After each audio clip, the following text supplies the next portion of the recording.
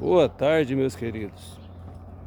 Essa semana eu, lendo a Bíblia, passei pelo Evangelho de Romanos 8:19, onde dizia assim que a ardente expectativa da natureza aguarda pela revelação dos filhos de Deus. Eu comecei a meditar e pensar a respeito, né? O que quer dizer essa palavra? E tudo me leva a crer que ainda não foi, né, revelado os filhos de Deus. E interessante que a gente sabe que existe muitas pessoas, né, religiosas, pessoas que buscam a Deus. E por que que a natureza espera, né? Tem expectativa para esses filhos de Deus se revelarem. Acontece o seguinte: devido, com todo respeito, né, as pessoas que praticam as suas religiões,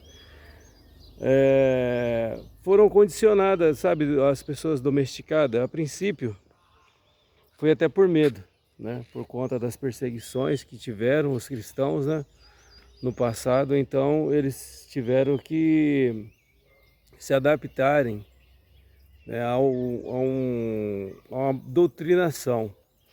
E essas pessoas começaram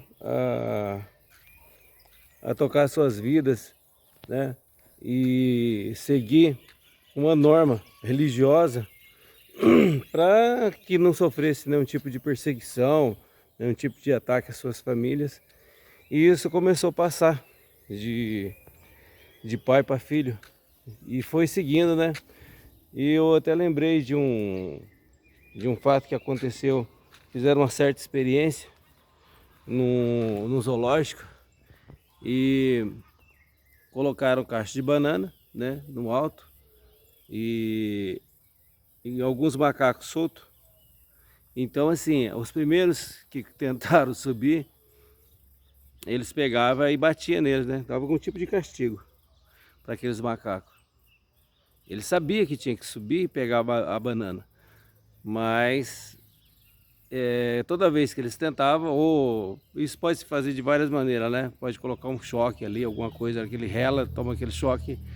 Então, os primeiros, né, começaram a tentar e tal, largaram. Depois, os filhos daqueles macacos, eles viam aquela banana, eles já passaram a não subir, por mais que eles viam que estava ali. Então, a- da maneira mais simples, é isso que aconteceu com o Evangelho. Então as pessoas têm medo, né? Aí, inclusive, existe perseguições, né? Porque assim, quem ganha dinheiro em cima das ovelhas de Cristo, ele não quer que a palavra seja revelada, né? Não quer que o Evangelho, porque o Evangelho ele é livre, né? O Evangelho ele é livre. Tanto é que os primeiros cristãos, como eu sempre falei para vocês, eles começaram nas suas casas, né?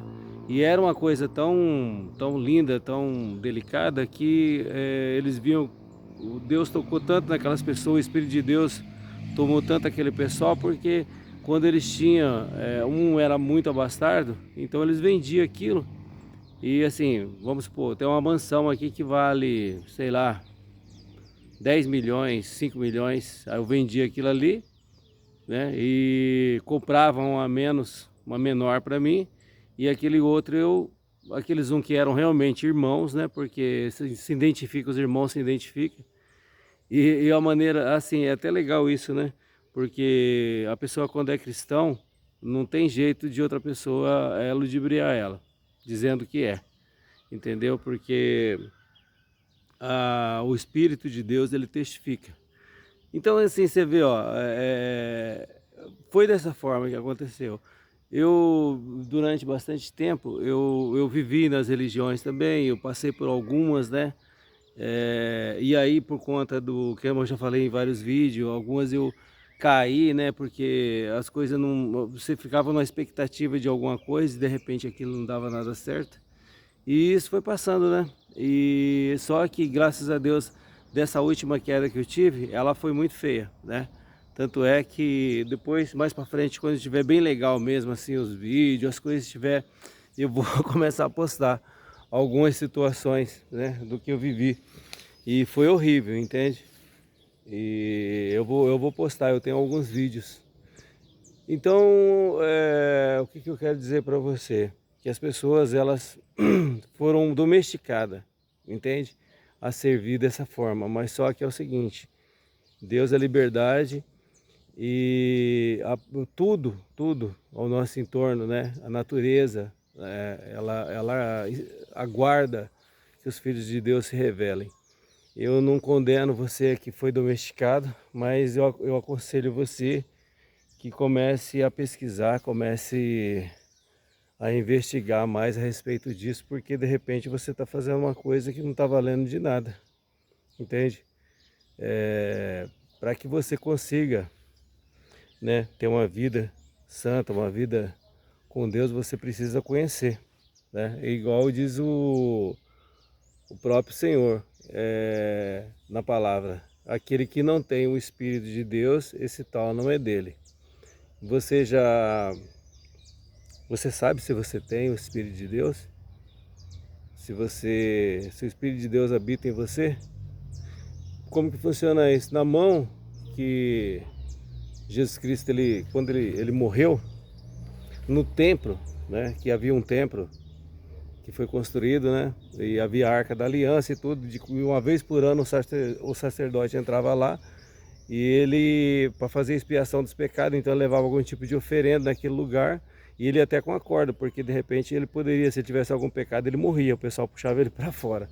Então quando Jesus Cristo morreu, esse véu que separava, né, o povo do lugar santíssimo, ele se rasgou. E ele se rasgou por quê? Agora que vem o mais legal. Não é que ele se rasgou para que a gente entrasse nesse lugar. Ele se rasgou, o véu se rasgou, que o véu que separava nós de Deus, ele se rasgou, porque Cristo, né, o Deus, o nosso Deus, ele saiu de lá. Então a gente não tem necessidade de templo, a gente não tem necessidade de Arca da Aliança. Por quê? Porque ele saiu para habitar no ser humano, que nós somos feitos, para que ele habitasse em nós. Você está entendendo? Então esse véu se rasgou hoje, ele habita em mim, pode habitar em você, se você quiser, se você der lugar, entende? Então eu tenho visto bastante pregadores pregando esse evangelho, que é um evangelho de libertação. Não é errado você ir para um templo? Não é errado você ir para um templo, você ir para uma igreja, não é errado. Desde que esteja pregando o que é correto, só que a intenção é adoração, você está entendendo? E assim, o altar na realidade, ele tem que estar em todo lugar, entende? Ele tem que estar aqui no meu local de trabalho, ele tem que estar aí na sua faculdade, ele tem que estar dentro da sua casa com a sua família, entende? E você viver de maneira correta, né?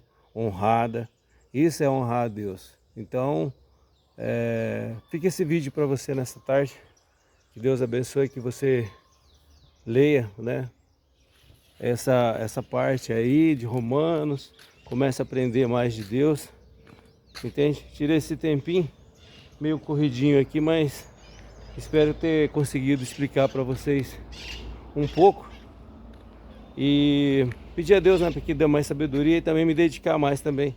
Essa semana eu não fiz nenhum jejum, tem uns dias que eu não faço. Eu acho legal porque quando a gente quebra um pouco a carne, a gente sente mais a presença de Deus, entende? Não é para que a gente tenha isso ou tenha aquilo, é para que a gente fique mais sensível ao Espírito, entendeu? É isso aí, um abraço. Deixa eu atender o telefone, tá tocando aqui.